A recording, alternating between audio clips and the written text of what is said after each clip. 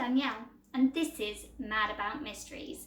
Now, for me, there is nothing better than sitting down to a good mystery on the telly, cup of tea in your hand, as they solve the mysteries. And you always think that in real life it would be the same. I'm afraid it's not that lucky. Sometimes people never find out what truly happened to their loved ones. I want to work on these specific cases, these ones, where sometimes the answer is not skin deep. So, the first case I'm going to work on is a very strange one. It's Magdalena Zook. Now, Magdalena Zook was a 27-year-old Polish woman who was doing well. She owned a boutique, she'd just met the boy of her dreams, and she decided, love struck, that she was going to book a holiday to Egypt. It seemed like it was going to be a week, but some people are saying she knew her boyfriend couldn't travel, and others are saying that she didn't know. Obviously, we'll never know now, but either way, they went to go sort out the tickets and they realised he could not travel on his passport. There is 4 reasons that someone cannot travel on their passport in Poland. One is because they didn't have six weeks until the end day of their passport when it ran out. They didn't have a valid email address, they didn't have a valid credit card, and they didn't have any space.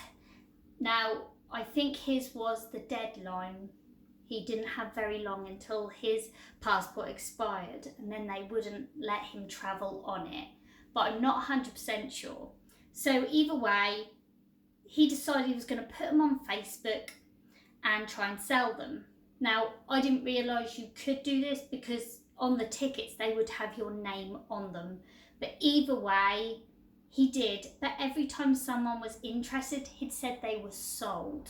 Now, I'm not sure if they were sold and they were returned or he was lying. But then you've got to wonder, why would he lie about it?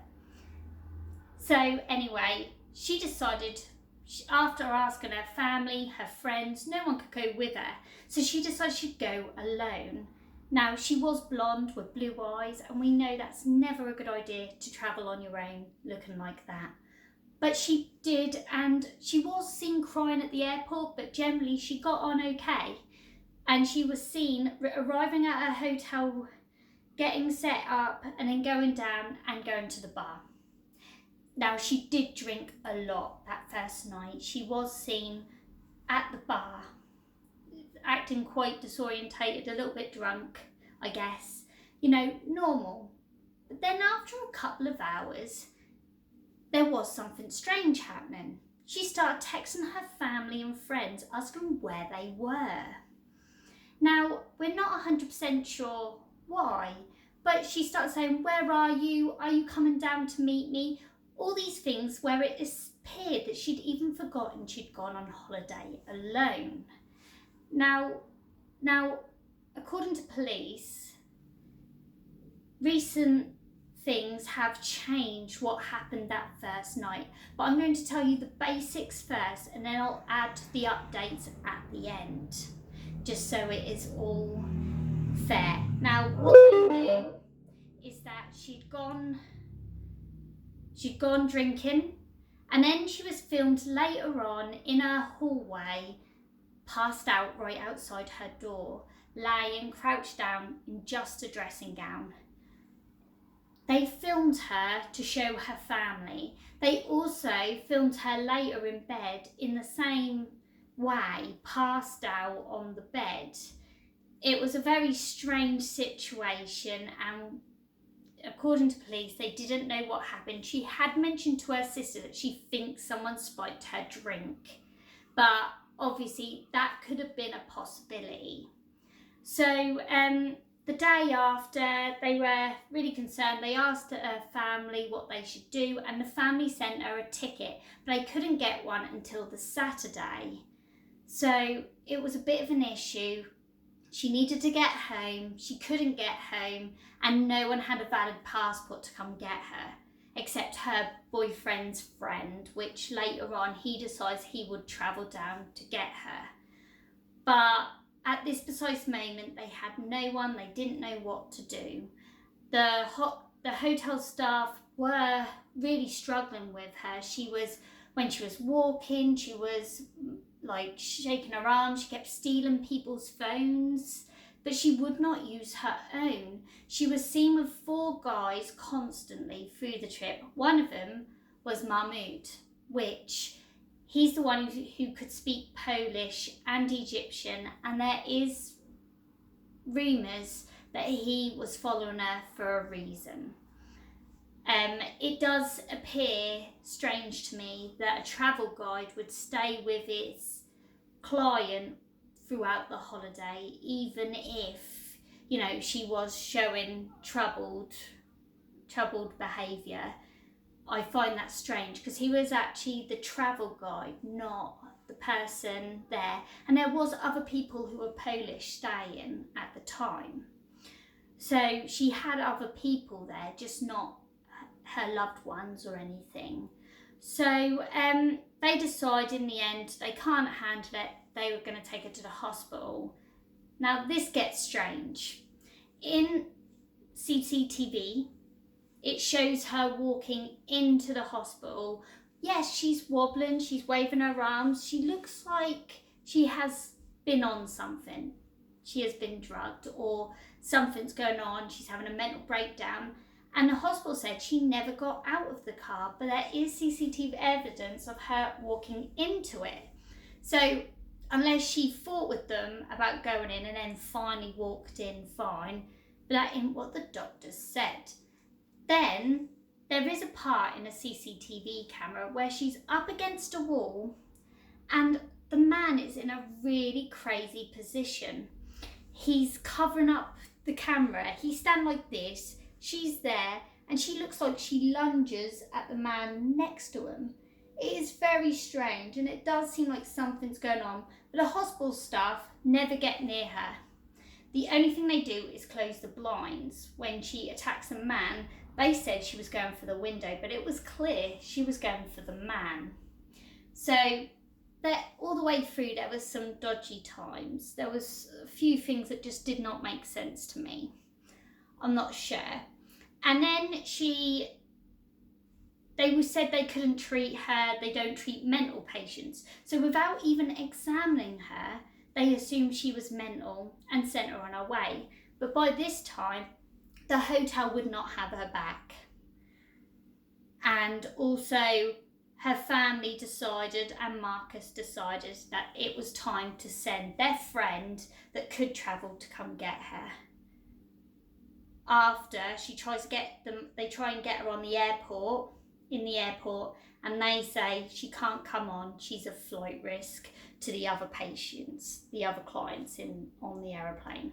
So on there, he decides, yes, he's going to send someone. So he gets his friend to book a trip to go get her, but he never gets there in time.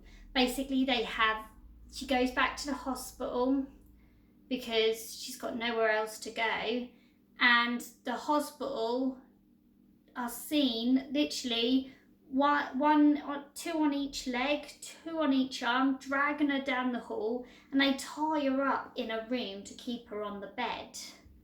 It's all a bit strange. Even if, yes, okay, you could say, yeah, she was struggling with mental health, it's still no way to treat her. The way she was dragged out, she was obviously scared, petrified. She spoke to her partner in Polish, and there was subtitles on the video, and she was clearly scared. And every time she tried to say anything, she would straight away look at Mahmoud, like getting his permission. Am I allowed to say this? Will I get in trouble? And in Egypt, they do turn around and say something strange. They turn around and say, I thought you weren't going to talk about that. I thought you were going to talk about the hospital. So it does to me seem like they didn't want her to say what was really going on, and she felt inclined to do as that she's told because he's right there. She never uses her phone, she's always on Mahmoud's phone. It's just all a bit strange to me, and it's clear that she had no way out. They were with her all the time, so if she ever wanted to come forward and say what really happened, they wouldn't have allowed it. And he comes on the phone, he says, there's no good, I'll get her to turn on her phone, she's not going to talk to you. But she clearly states in there she will not come back from this. They played too many tricks here. Now take that as you may, but when I mention what the police have uncovered recently, I do think it will maybe make sense what she meant by that. So yeah, she decided, they tied her in a room, and then supposedly the nurse went in. She said she needed the toilet, so she undone her arm things. She pushed her out of the way and flew out the window, killing herself. She didn't die straight away. She got transferred to another hospital but died en route. Now, there is a few things I'll mention just because I feel they're important. So one, recently it's been uncovered that she actually, that first night, she was transferred onto a boat. She was not just in the hotel. And a witness has come forward saying a lot of people were having sex with her. Now, they didn't mention she was drugged or anything, but it is clear that if she had a boyfriend, she wouldn't have willingly got on that boat. Or she would have, but she wouldn't have wanted loads of people to have sex with her. So you've got to wonder, was that consensual or was that someone taking advantage? Two, it only happened after that first night did she start to lose the plot. So whatever did happen on that night clearly had an effect on her. Three, the autopsy showed that there was semen in her. So obviously the first night was thought to be true. And also, another thing is the autopsy wasn't done for about a month after her death. So if she was drugged with anything like LSD, it would have been out of her system because LSD takes 4 days to get out of your system. So by the time of her death, it would have been out of her system but still done the effect. But on the autopsy, that did show an antipsychotic. Now, her family said she never had mental health beforehand. So you got to wonder, was she given at the hospital? But they said they sent her home without anything. So where did this antipsychotic drug come from? And the thing about the antipsychotic drug is it can do the desired effect if given. It can help you with your psychosis, but if you're given a bit too much, which she had quite a bit in her system, then it can go the other way and actually make you psychotic. So all in all, I don't believe she just willingly committed suicide. I do believe that there are things in this case which make sense. And there's some things in this case that doesn't make sense until you hear the facts. Now, will we ever find out what truly happened to her? I'm not sure. But what I can say is that poor girl went on holiday and never came back alive. So to her loved ones, I'm very sorry for your loss. And I will see you next time on Mad About Mysteries. Thank you.